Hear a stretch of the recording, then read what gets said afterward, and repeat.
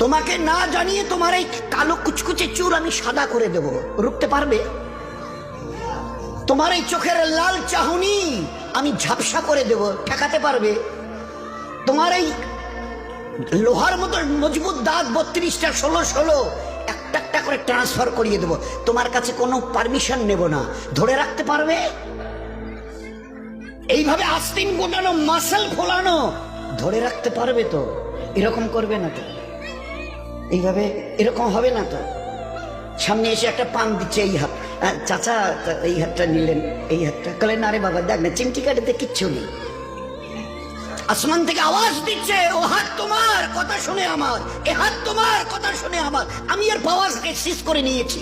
এই দুটো পা যদি হনন হনন করে হেঁটে চলো, খালি একটা পায়ের যদি সামান্য একটু প্যারালাইসিস করে দিই না, তো জীবনভর করে হাঁটতে হবে।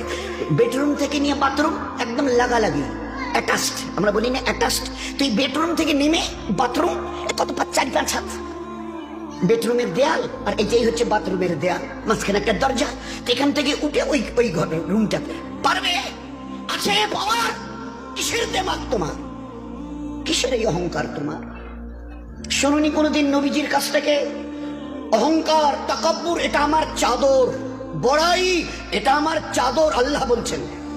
আর আমার চাদর ধরে যে টান দেয় তার ঠিকানা কোথায়? এবার বলেন না, সবাই কম বেশি জানে।